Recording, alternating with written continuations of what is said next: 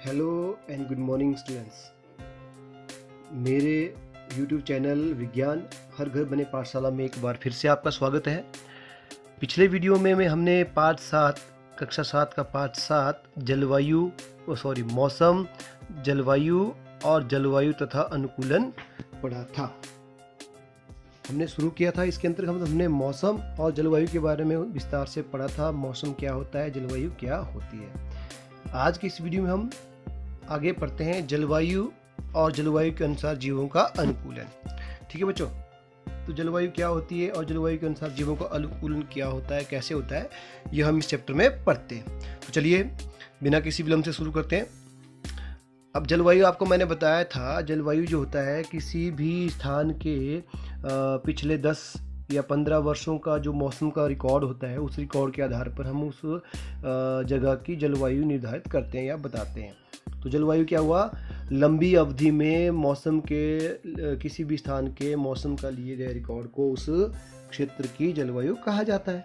ठीक है, अब आपको पता है जितने भी जीव हैं वह अपने अपने जलवायु के अनुसार अपने आप को रहन सहन के लिए ढाल लेते हैं। ठीक है, कोई जीव जो है अत्यधिक सर्दी वाले इलाके में रहता है तो वह अपने शरीर को उसी प्रकार ढाल लेता है। उसके शरीर में वैसे ही विशेष गुण आ जाते हैं कि वह सर्दी वाले मौसम में आसानी से रह सके। तो कोई जीव जो है आपके गर्मी वाले मौसम में रहते हैं, वो अपने आप को उसी हिसाब से ढाल लेता है कि उसका शरीर जो है गर्मी को सहन कर सके और उसमें अच्छी तरह से जी सके। तो ये जो रहने के लिए अपने आप को ढालना होता है जीवों द्वारा, इसको कहा जाता है अनुकूलन। क्या कहा जाता है, अनुकूलन। तो अनुकूलन क्या हुआ, जलवायु और मौसम के अनुसार अपने आप को वहाँ की स्थितियों के अनुसार रहने के लिए अपने आप को ढालना, उसको कहा जाता है हम अनुकूलन। ठीक है, तो बहुत सारे जीव जंतु हैं जो अपने शरीर का अनुकूलन करते हैं according to their environment as well as their weather. ठीक है, तो अब इसी कड़ी में हम पढ़ते हैं कि उदाहरणों के साथ कि जैसे कुछ ध्रुवीय क्षेत्र हैं और कुछ उष्णकटिबंधीय वर्षावन होते हैं। तो ये दोनों ही अलग अलग प्रकार के जलवायुवी और मौसमी क्षेत्र हैं। इन दोनों की जलवायु अलग होती है, दोनों की ही मौसम अलग होते हैं। तो इनमें किस प्रकार का जीवन संभव है वो हम देखते हैं। सबसे पहले हम देखते हैं ध्रुवीय क्षेत्र, उष्णकटिबंधीय क्षेत्रों में। अब उष्णकटिबंधीय क्षेत्र कहाँ पाए जाते हैं आपके भारत में मलेशिया, इंडोनेशिया, भारत में, मलेशिया में, इंडोनेशिया में, ब्राज़ील में, कांगो गणतंत्र राज्य में आदि कुछ ऐसे देश हैं जहाँ पे उष्णकटिबंधीय वर्षावन पाए जाते हैं। ठीक है, अब उष्णकटिबंधीय वर्षावन में होता क्या है वो हम देखते हैं। और जो ध्रुवीय क्षेत्र होते हैं वो कहाँ पाया जाता है, आपके ध्रुवीय क्षेत्र जो होते हैं उनकी जलवायु जो होती है वो हमेशा ठंडी होती है। तो वहाँ पे क्या होता है, वो ध्रुवों के आसपास पाए जाते हैं। हमारे जो विश्व का ध्रुव है उन ध्रुवों के आसपास के क्षेत्र को ध्रुवीय क्षेत्र कहा जाता है। और उसमें क्या होता है, अत्यधिक सर्दी होती है क्योंकि वहाँ पे क्या होता है, मौसम हमेशा वहाँ पे ठंडा रहता है क्योंकि वहाँ पे लगभग 12 महीने बर्फ़ ढकी रहती है। ठीक है, बर्फ़ से सारे ढके रहते हैं। तो ध्रुवों में वैसे 6 महीने क्या होता है, देख लीजिए, ध्रुवों में 6 महीने तक तो सूर्यास्त नहीं होता। अब ध्रुव का मतलब क्या होता है, 6 महीने दिन रहेगा और 6 महीने रात रहेगी, वो होते हैं आपके ध्रुव। क्योंकि वो ध्रुव पे स्थित है तो वहाँ पे 6 महीने क्या रहता है, दिन और 6 महीने तक रात, यानी 6 महीने तक सूर्योदय नहीं होता और 6 महीने तक ही सूर्यास्त नहीं होता। सर्दियों में यहाँ का तापमान लगभग -37 डिग्री सेल्सियस हो जाता है। तो यहाँ रहने वाले जंतु इस चरम स्थितियों में अपने आप को अनुकूलित कर लेते हैं और अपने आप को वहाँ पे रहने के लिए अपने शरीर को ढाल लेते हैं। इसका उदाहरण है एक ध्रुवीय भालू। जो आपका ध्रुवीय भालू होता है जिसको पोलर बियर कहा जाता है, या दूसरे होते हैं पेंगुइन। आपने देखे होंगे टेलीविज़न में, डिस्कवरी चैनल में या किसी और चैनल में आपने देखे होंगे। ये जो ध्रुवीय भालू होते हैं, पोलर बियर और पेंगुइन, ये रहते हैं आपके ध्रुवीय क्षेत्र में, अपने आप को ठंडे इलाकों में रहने के लिए ढाल लेते हैं। तो इनके शरीर में आपने देखा होगा बहुत ज़्यादा जो चमड़ी होती है मोटी होती है और भालू के शरीर पे बहुत ज़्यादा बाल होते हैं। वैसे ही पेंगुइन की चमड़ी भी मोटी होती है, उसके शरीर पे बाल होते हैं। तो क्या होता है, ये अपने आप को शरीर को ढाल लेते हैं मौसम के हिसाब से, क्योंकि इनको वहाँ पे ठंडे इलाके में रहना होता है इसीलिए। अब ध्रुवीय भालू के सारे शरीर पे क्या होते हैं, सफ़ेद बाल होते हैं, जिसे फर कहा जाता है। और ये बर्फ़ की सफ़ेद पृष्ठभूमि में आसानी से दिखाई देते हैं। तो इनको जो है अत्यधिक सर्दी से बचाने के लिए बालों की मोटी परत होती है और इनकी त्वचा के नीचे क्या होता है, वसा की एक परत होती है, फैट। इनकी चमड़ी के नीचे ना फैट की एक लेयर यानी वसा की एक परत होती है जो भालू को, शरीर को अच्छी तरह से गर्मी प्रदान करती है। ठीक है, भालू धीरे धीरे चलते हैं ताकि उनके शरीर को तापमान की आवश्यकता से अधिक ना हो जाए, यानी वो धीरे धीरे चलते हैं ताकि उनके शरीर का तापमान ज़्यादा ना बढ़ जाए, जितनी ज़रूरत है उतना ही रहे, और वो अपने आप को गर्म ना हो जाने के लिए अक्सर विश्राम करते रहते हैं। तो ये आपके ध्रुवीय भालू होते हैं। अब ध्रुवीय भालू के पंजे चौड़े होते हैं और बड़े होते हैं। ठीक है, ध्रुवीय भालू दोनों काम करते हैं, वह बर्फ पे भी चल सकते हैं और पानी में भी तैर सकते हैं। ठीक है, ये देखिए, ये आपका ध्रुवीय भालू है, ये ध्रुवीय भालू दिया है। अब इसको देखिए आप, ध्रुवीय भालू जो है, पहला देखिए आप, यह सफ़ेद बालों के कारण सफ़ेद बर्फ़ की पृष्ठभूमि में आसानी से दिखाई नहीं देता।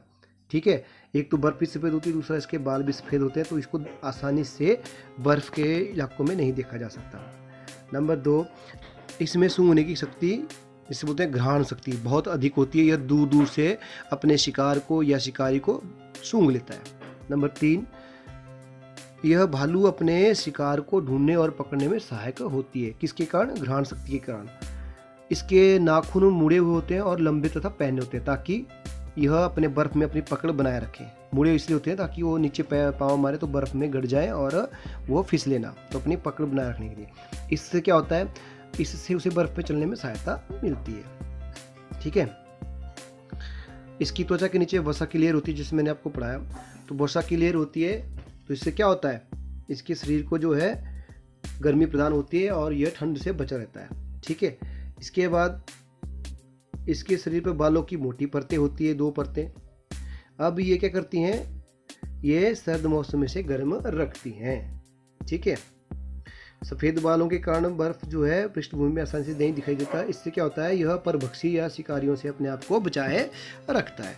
तो यह है आपका ध्रुवीय भालू का अनुकूलन। ध्रुवीय भालू अपने आप को किस प्रकार जो है बर्फीले इलाकों में अपने शरीर को अनुकूलित कर लेता है, वहाँ पे ठंडे इलाकों में रहने के लिए। तो उम्मीद करता हूँ यह भी आपको समझ आएगा। चलिए आगे बढ़ते हैं। इसके अलावा, ध्रुवीय भालू के अलावा बर्फ़ में और भी जैसे पेंगुइन होता है, पेंगुइन भी होता है जो कि बर्फ़ में रहता है। अब ये पेंगुइन का झुंड है, देखिए पेंगुइन इस तरह से दिखाई देते हैं। इनका शरीर भी जो है बर्फ़ में और पानी में रहने के लिए अनुकूलित होता है। ठीक है, ये पेंगुइन के पैर हैं। तो ये क्या होता है, इनके भी पाँव के आगे नाखून हैं जो मुड़े होते हैं ताकि वो बर्फ़ पे जब चलें तो फिसले ना और ज़मीन पे बर्फ़ पे आसानी से गड़ जाए। ठीक है, तो इस प्रकार जो है पेंगुइन भी क्या करते हैं, अपने आप को, शरीर को ढालते रहते हैं बर्फ़ के अनुसार। ध्रुवीय भालू की तरह ही पेंगुइन भी अच्छे तैराक होते हैं। इनका शरीर धारारेखित होता है और इनके पैरों में जाल जैसा बना होता है। ये अच्छे तैराक भी होते हैं। ठीक है, तो चलिए इसके आगे चलते हैं। हाँ, इसके अलावा ध्रुवीय क्षेत्रों में रहने वाले और भी दूसरे जंतु हैं, जैसे मछलियाँ हैं, कस्तूरी मृग है, रेंडियर है, लोमड़ी है, सील, व्हेल, ये सभी जो है ध्रुवीय क्षेत्रों में रहते हैं। बर्फ़ के नीचे जो पानी होता है वहाँ पे रहते हैं। मछलियाँ भी होती है आपके, व्हेल भी होती है और सील भी होती है। जबकि आपके बर्फ़ में कई जो ठंडे इलाके, रेंडियर भी होते हैं, लोमड़ी भी होते हैं, वो भी वहाँ रहते हैं। ठीक है, आपने देखा होगा कुछ जो पक्षी होते हैं वो दूर दराज क्षेत्रों से आ जाते हैं, दूसरी जगहों पे ठंडे इलाकों से गर्म इलाकों में आ जाते हैं अपने आप को बचाने के लिए, है ना। क्यों? क्योंकि वो ठंडी मौसम में अपने आप को अनुकूलित नहीं कर पाते, इसलिए वो ठंडे इलाकों से दूर वाले जो गर्मी इलाके हैं वहाँ पे चले जाते हैं। तो इस प्रकार जो है पक्षी जो है दूसरे इलाकों में आते हैं, उनको इसलिए कहा जाता है प्रवास। उनको कहा जाता है प्रवास। वो पक्षी प्रवास के लिए आए होते हैं। और ऐसे पक्षी जो अपने आवास को छोड़कर दूसरे आवास में चले जाते हैं कुछ समय के लिए, उनको प्रवासी पक्षी कहा जाता है। ठीक है, तो भारत में ऐसे अनेक पक्षियों का प्रवास स्थान है। अपने साइबेरियन क्रेनों के बारे में सुना होगा। ये साइबेरिया से राजस्थान में भरतपुर और हरियाणा में सुल्तानपुर जैसे स्थानों में सर्दियों में प्रवास के लिए आते हैं। कौन से पक्षी? Siberian crane. ये क्या होते हैं, साइबेरिया से राजस्थान के भरतपुर और हरियाणा के सुल्तानपुर में आते हैं अपने शरीर को अनुकूलित करने के लिए। ठीक है। कुछ पक्षी जो है उत्तर पूर्व में आर्द्र स्थानों और भारत के कुछ अन्य स्थानों में भी प्रवास के लिए आते हैं। अब चित्र 7.7 देखते हैं। ये जो पक्षी है देखिए 7.6, ये है आपके प्रवासी पक्षी जो बाहर से भारत में आते हैं। ठीक है बच्चों। और चलिए आगे, ये तो हमारा ध्रुवीय क्षेत्र हो गए। ठीक है। उसके बाद है हमारा उष्णकटिबंधीय क्षेत्र। अब उष्णकटिबंधीय क्षेत्र क्या होते हैं इसके बारे में थोड़ा सा पढ़ लेते हैं। उष्णकटिबंधीय क्षेत्रों की जलवायु जो होती है सामान्यतः क्या होती है, गर्म। अब उष्ण का नाम गर्म, उष्ण का मतलब गर्म, और वर्षावन मतलब ये यहाँ पे वन है और वर्षा होती रहती है, ये उष्णकटिबंधीय वर्षावन है। तो इन क्षेत्रों की जलवायु लगभग गर्म रहती है और ये भूमध्य रेखा के आसपास स्थित होते हैं। ठीक है। अब सबसे सर्द महीनों में तापमान सामान्यतः 15 डिग्री सेल्सियस से अधिक रहता है इन उष्णकटिबंधीय वर्षावनों में। गर्मियों में तापमान 40 डिग्री सेल्सियस से भी अधिक हो जाता है और वर्ष भर दिन और रात लंबाई लगभग बराबर होती है। इन क्षेत्रों में प्रचुर मात्रा में वर्षा होती है। ठीक है। उष्णकटिबंधीय वर्षावन में भारत में कहाँ पाए जाते हैं, पश्चिमी घाटों और असम में पाए जाते हैं। ये भी प्रश्न बनता है कि उष्णकटिबंधीय वर्षावन भारत में कहाँ पाए जाते हैं। तो ये पाए जाते हैं भारत में पश्चिमी घाटों और असम में। इसके अतिरिक्त ऐसे वन दक्षिण पूर्व एशिया, मध्य अमेरिका और अफ्रीका में भी पाए जाते हैं। वर्षावनों में पाए जाने वाले प्रमुख जंतु के नाम इस प्रकार है: बंदर, कपिस एप्स, गोरिल्ला, शेर, चीता, हाथी, तेंदुआ और छिपकली, सांप, पक्षी और कीट, ये इसमें शामिल है। ये उष्णकटिबंधीय वर्षावनों में पाए जाते हैं।